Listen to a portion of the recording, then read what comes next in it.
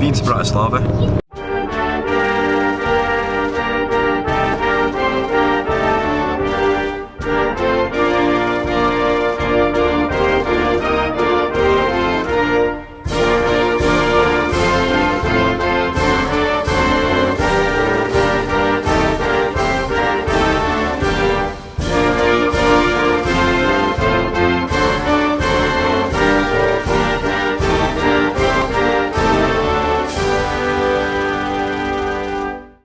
We're off to Vienna, and here's what we got up to. Welcome to Vienna, the biggest and most populous city in Austria, with around 2.5 million people inhabiting its metropolitan area. There's a lot to do and plenty to see in the Austrian capital, so much so that its historic centre is a UNESCO World Heritage Site. But it's not the only one to feature, as Schönbrunn Palace, former summer imperial residence, also makes the United States Educational, Scientific and Cultural Organization's list. The 1,441 room Baroque palace is located about 10 kilometres outside the city centre, and tourists will probably want to take public transport to make the short journey to the 435 acre site. Tours of the palace are also available, but lack of forward planning prevented us from joining in on the fun. We tried to go inside, and the wait time to actually explore the palace rooms is 3 hours, I think she said, which will take us to 3:30. We've got too much to do today, so we're not going to go inside. We're just going to explore the gardens and the outside area, and if we ever come back to Vienna, I suppose it gives us something to do next time. So that's one tip I have, is if you're coming to Schönbrunn Palace, book your tickets in advance, because it's busy and you don't want to be waiting around for 3-4 hours trying to get inside. Just like the palace, Verstelprater, or simply Prater, is a great way to spend an entire afternoon on the outskirts of the city. The fairground makes up one section of Wiener Prater, which includes the surrounding park. So we're here at Prater, which is a fairground about 5 minutes outside the city centre by subway. It's absolutely insane here. When I looked on the internet, I thought it was just like one Ferris wheel and nothing else. But it's a whole fairground. You've got roller coasters, you've got waltzers, go-karts, bumper cars, absolutely everything.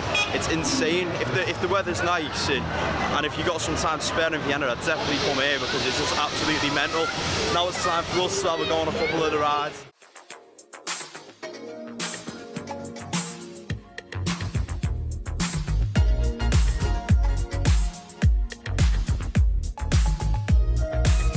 Next up on our trip was Hofburg Palace, on the grounds of which is the Austrian National Library and its State Hall.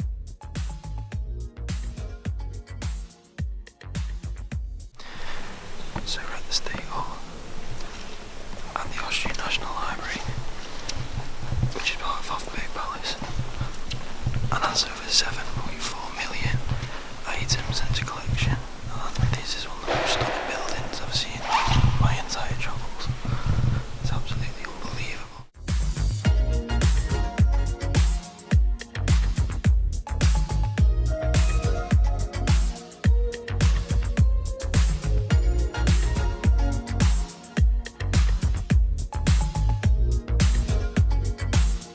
Our parting gift from Vienna was a trip up Danube Tower, also known as the Donauturm. At 252 metres tall, it's amongst the 75 tallest towers in the world and offers up spectacular panoramic views from its viewing platform, cafe and restaurant.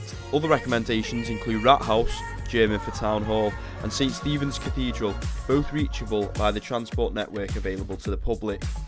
This is headlined by fantastic underground train service, the U-Bahn, and tourists can also reach all areas of the city by bus, tram, taxi or on foot. And I couldn't talk about Vienna without mentioning its food, namely its two signature dishes. Sachertorte is a type of chocolate cake invented by Austrian native Franz Sacher in 1832 for the State Chancellor of the Austrian Empire. The chocolate sponge with its apricot jam and dark chocolate icing is famously served at the Hotel Sacher, but I opted for a cheaper alternative elsewhere. It would have been rude not to also try regional dish wiener schnitzel, which essentially is breaded and fried veal. Suffice to say, both were very tasty. But for as nice as those dishes were, they were definitely not the most memorable of our trip. So we've come to an XXL restaurant just outside the city, and me and Tom here have stupidly ordered a 1.5 kilogram burger. And that's what it looks like. There's French fries, there's loads of dip, there's onion rings, so I don't know how we're going to finish it, but we're going to give it our best shot, right? I think that says it all.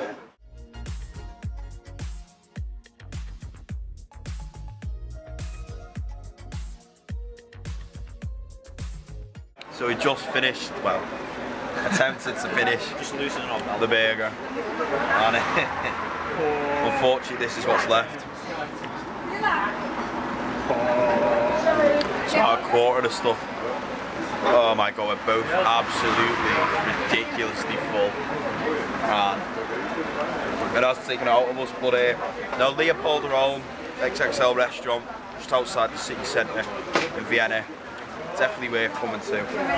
And if you've got more than 2 people willing to try one of these big meals, then your quid's in, I think.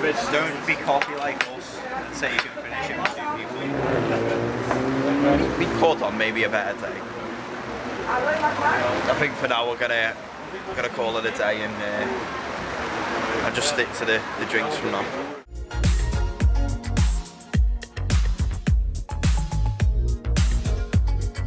If you enjoyed that video, then don't forget to give it a like and subscribe to my channel. You can find me on Facebook, Twitter, Instagram and Pinterest. Check out my travel blog at travelingtom.com. Thanks for watching, and I will see you next time.